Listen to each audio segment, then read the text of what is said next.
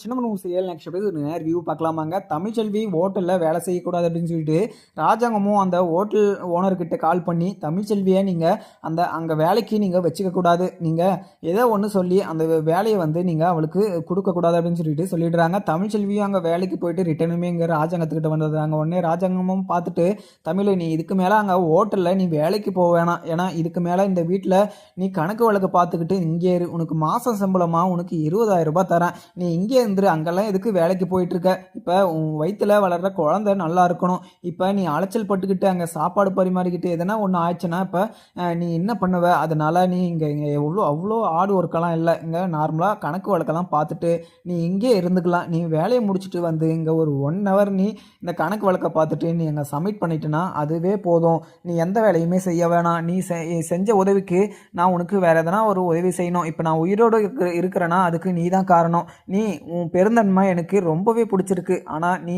மிகப்பெரிய ஒரு பொய்யை சொல்லியிருக்கலாம், ஆனால் நீ இந்த வீட்டில் எல்லாருமே நல்லா இருக்கணும் அப்படின்னு சொல்லிட்டு மனசார நினைக்கிற பார்த்தியா, அந்த நல்ல மனசுக்கு நீ எப்போவுமே நல்லா தான் இருப்ப அப்படின்னு சொல்லிட்டு ராஜாங்கம் ரொம்பவே சந்தோஷமாகவும் சொல்லிக்கிட்டு இருக்காங்க. நான் சொன்னதை நீ மறுக்காமல் இந்த வேலையை செஞ்சினாவே எனக்கு மிகப்பெரிய சந்தோஷமாக இருக்கும் அப்படின்னு சொல்லிட்டு ராஜாங்கம் சொன்னதை கேட்டு இங்கே தமிழ்ச்செல்வியுமே இதுக்கு ஓகேவும் சொல்லிடுறாங்க. சரிங்க மாமா நான் கிளம்புறட்டா அப்படின்னு சொல்லிட்டு இங்கே தமிழ்ச்செல்வியுமே கிளம்பிடுறாங்க. தமிழ்ச்செல்வி ஓகே சொன்னது இங்கே சேதுக்குமே ரொம்பவே சந்தோஷமாக இருக்குது. அதுக்கப்புறம் அப்பத்தாவும் இங்கே தமிழை எப்படியாவது இந்த வீட்டுக்குள்ளே கொண்டு வரணும், ராஜாங்கம் மனசில் தமிழை இங்கே சொல்லி இந்த வீட்டுக்குள்ளே எப்படியானா வர வச்சு ஃபேமிலியோட சந்தோஷமாக இருக்கணும், சேது கூட இங்கே தமிழ்ச்செல்வியை சேர்த்து வைக்கணும் அப்படின்றது தான் இங்கே அப்பத்தாவுக்கு ரொம்ப நாளாக ஆசையாக இருக்குது. அது கூடிய சீக்கிரம் நடந்துடும் அப்படின்னு சொல்லிட்டு இங்கே அப்பத்தாவுமே ரொம்பவே சந்தோஷமாக இருக்காங்க. மோகனாவுமே இங்கே 2 பேரும் சேர்ந்து வாழணும் அப்படின்னு சொல்லிட்டு தான் நினச்சிக்கிட்டு இருக்காங்க அப்பத்தா. ஆனால் இது கூடிய சீக்கிரம் நடந்துடும் அப்படின்றதுனால எங்கள் மோகனாவுக்குமே ரொம்பவே சந்தோஷமாக தான் இருக்குது. அதுக்கப்புறம் இங்கே ராஜாங்கமோ கொஞ்சம் எனக்கு வெளியில் வேலை இருக்குது அப்படின்னு சொல்லிட்டு கிளம்பிடுறாங்க.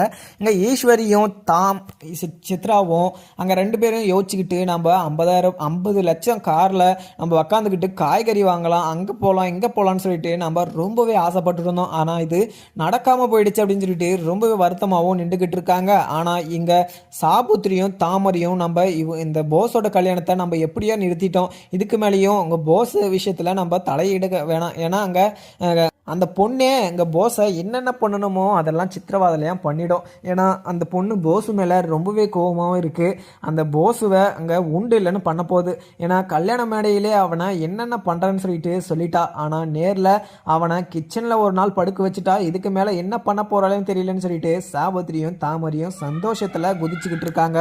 அதுக்கப்புறம் ஈஸ்வரியும் வெளியே நின்றுக்கிட்டு நம்ம இதுக்கு மேலேயும் இங்கே சாபத்திரியும் தாமரையும் சந்தோஷமாக இருக்க விடக்கூடாது, நம்ம பையனோட கல்யாணத்தை நிறுத்தம் இல்லாமல் அசிங்கப்பட வச்சதே இங்கே சாபத்திரியும் தாமரையும் தான், இவங்க 2 பேரையுமே நான் சும்மாவே விட மாட்டேன் அப்படின்ற மாதிரியுமே இங்கே ஈஸ்வரியும் தாமரையும் இது சித்ராவும் சொல்லிக்கிட்டு இருக்காங்க. அதுக்கப்புறம் ராஜாங்கமும் கொஞ்சம் வேலை இருக்குது அப்படின்னு சொல்லிட்டு வெளியில் போகிறாங்க. அப்போ காலேஜிலேருந்து கால்மே வருது, இங்கே அந்த மாற்று மருந்து எடுத்துகிட்டு வரதுக்காக நல்லா சிறு விருது அப்படின்னு சொல்லிட்டு இங்கே கொடுக்குறேன்னு சொல்லிட்டு ஏதோ ஒன்று சொல்லிட்டு இருந்தாங்க. அந்த விருது யாருக்கு கொடுக்கணும் அப்படின்னு சொல்லிட்டு ராஜாங்கமும் தமிழ்ச்செல்விக்கும் இங்கே என் பையன் இங்கே சேதுக்கும் 2 பேருக்கு தான் கொடுக்கணும் அப்படின்ற மாதிரியுமே சொல்லிடுறாங்க. அதை கேட்டதுமே அங்கே ப்ரொஃபஸருக்குமே ரொம்பவே சந்தோஷமாக இருக்குது.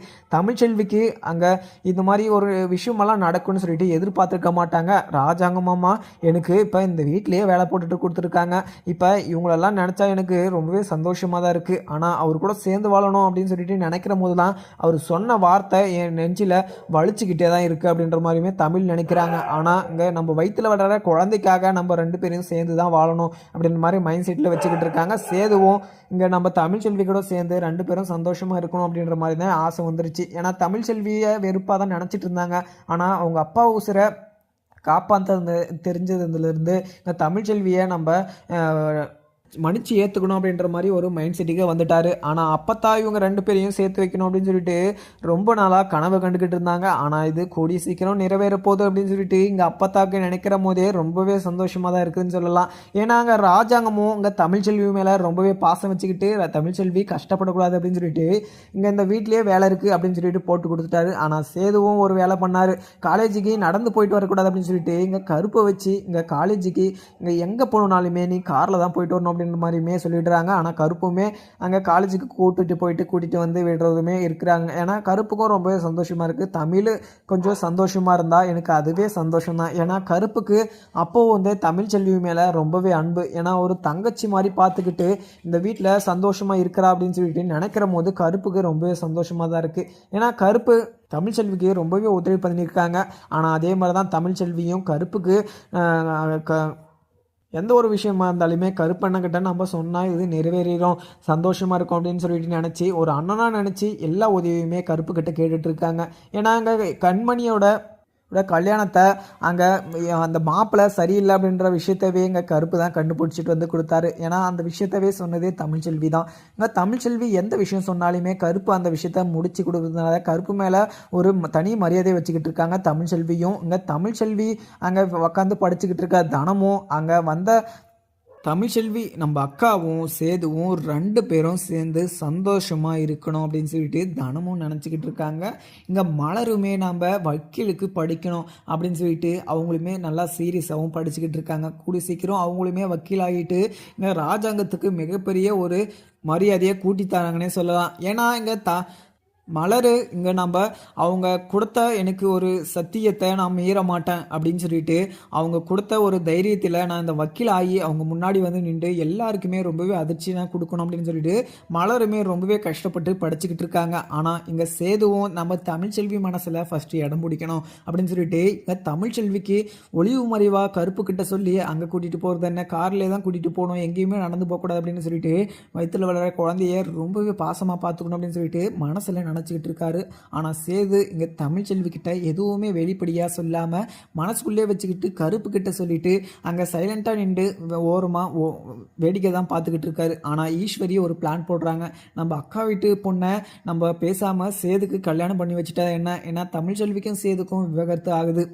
இப்போ சேதுக்கு நம்ம அந்த அக்கா வீட்டு பொண்ணை நம்ம கல்யாணம் பண்ணி கொடுத்துட்டு இப்போ அவங்கக்கிட்ட இருக்கிற பணத்தெல்லாம் நம்ம வச்சு நல்லா சந்தோஷமாக இருக்கலாம் அப்படின்ற மாதிரி பிளான் போட்டு அந்த பொண்ணுக்கிட்டையுமே சொல்லிக்கிட்டு இருக்காங்க. இப்போ 2 பேருக்கும் விவாகரத்து ஆகுது. ஆனால் தமிழ்ச்செல்வி வயிற்றில் வளர்கிற குழந்தை பார்த்தீங்கன்னா சேது காரணம் இல்லை அப்படின்ற மாதிரியுமே அங்கே பொய்யெல்லாம் சொல்லிக்கிட்டு அந்த பொண்ணு மனசில் சேதோட நினப்பை சேர்த்தணும் அப்படின்ற மாதிரியுமே மாற்றி சொல்லிக்கிட்டு இருக்காங்க ஈஸ்வரி. ஆனால் அந்த பொண்ணுமே அதை கேட்டுட்டு சேது மேலே ரொம்பவே அன்பு வச்சுக்கிட்டு அங்கே தனத்துக்கு நம்ம பதிலடி கொடுக்கணும் அப்படின்னு சொல்லிட்டு சேதுவை நம்ம எப்படியாவது கல்யாணம் பண்ணணும் அப்படின்னு சொல்லிட்டு அவங்களுமே முடிவு பண்ணுறாங்க. ஆனால் இங்கே போஸுமே ரொம்பவே வருத்தப்பட்டு உட்காந்துக்கிட்டு இருக்காங்க. ஏன்னா 25 லட்சம் கல்யாணம் நடக்கும் போதே நம்ம கண்ணு முன்னாடி இருந்து அவங்க வீட்டுக்கு ரிட்டர்ன் போயிடுச்சு அப்படின்னு சொல்லிட்டு ரொம்பவே வருத்தமாக நின்றுக்கிட்டு இருக்காங்க. ஏன்னா இங்கே கல்யாணம் நடந்துமே நடக்காத மாதிரி தான் இருக்குது. ஏன்னா அங்கே கிச்சனில் படுத்துக்கிட்டு அவள் சொல்கிறதெல்லாம் கேட்டுக்கிட்டு நம்ம எப்போ அவகிட்ட நல்ல பேர் எடுத்து அவள் கூட சேர்ந்து சந்தோஷமாக வாழ்கிறது எனக்கு ரொம்பவே கஷ்டமாக இருக்குது. இவளை பேசாமல் கொண்டுட்டு நம்ம ஜெயிலில் போயிடலாமா அப்படின்னு சொல்லிட்டு போஸுமே யோசிக்கிறாரு.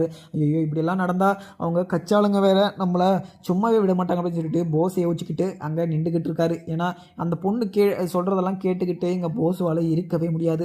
போஸை அதுக்கு அடுத்தது என்ன பண்ண போகிறாருன்னு சொல்லிட்டு இப்போ போஸுக்கே தெரியாமல் திணறிக்கிட்டு நின்றுக்கிட்டு இருக்காங்க.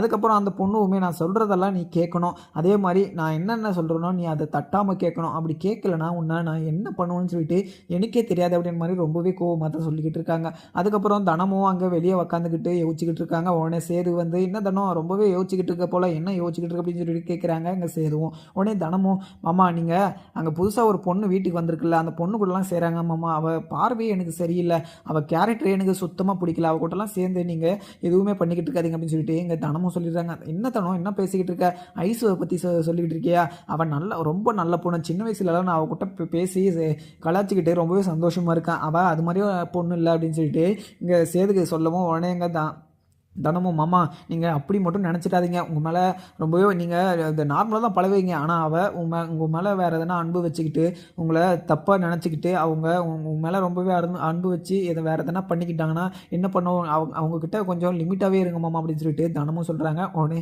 தனம் அதெல்லாம் எதுக்கு பேசிக்கிட்டு இருக்க, இப்போ உள்ளவா இன்றைக்கி புது டிஷ்ஷை ஒன்று செய்யலாம், நம்ம இன்றைக்கி ஒரு என் கையால் உனக்கு நான் ஒரு டிஷ்ஷை செஞ்சு தரப்போகிறேன் அப்படின்னு சொல்லிட்டு சேதுவுமே உள்ளே கூட்டிகிட்டு போயிடுறாங்க. தமிழ்ச்செல்வியும் அங்கே நின்றுக்கிட்டு ஒரு தெரியாத மொழியெல்லாம் பேசிக்கிட்டு இருக்காங்க. உடனே அங்கே தனமும் அங்கே தமிழ் கூட சேர்ந்து அங்கே தெரியாத மொழியை பேசிக்கிட்டு இங்கே சேதுவை குழப்பிக்கிட்டு இருக்காங்க. சேதுவும் இதை கேட்டு என்ன பேசுகிறாங்கன்னு சொல்லிட்டு புரியாமல் குழம்பி போய் நின்றுக்கிட்டு இருக்காரு. ஐயோ இவங்க என்ன பேசுகிறாங்கன்னு சொல்லிட்டு எனக்கு கொஞ்சம் கூட புரியல, கட்டு புட்டு அப்படின்னு சொல்லிட்டு சொல்லிக்கிட்டு இருக்காங்க. என்ன அப்படின்னு சொல்லிட்டு அங்கே சேதுவுமே யோசிச்சுக்கிட்டு இருக்கா. அதுக்கப்புறம் தனமும் உடனே மாமா நாங்கள் பேசுகிறது உனக்கு கொஞ்சம் கூட புரியலையா, இந்த மொழி உங்களுக்குலாம் தெரியாது, எங்கள் வீட்டில் இருக்கும்போது நாங்கள் பேசுவோம் அப்படின்ற மாதிரியுமே தனம் சொல்லிடுறாங்க. உடனே தமிழ்ச்செல்வியும் அங்கே இவங்களை குழப்பணும், இவங்களை கஷ்டப்படுத்தணும் அப்படின்னு சொல்லிட்டு அவங்க இது மாதிரி மொழியை பேசி அவங்கள குழம்பு விடுறாங்க. சேதுவும் நீங்கள் பேசுகிறது எனக்கு கொஞ்சம் கூட புரியல, நான் இங்கேருந்து கிளம்புறோம் ஃபஸ்ட் அப்படின்னு சொல்லிட்டு சேதுவுமே அங்கேருந்து கிளம்பிடுறாங்க. அதுக்கப்புறம் என்ன பார்க்கலாம். உங்கள் வீடியோ பிடிச்சி வந்து லைக் பண்ணுங்கள். தேங்க்யூ.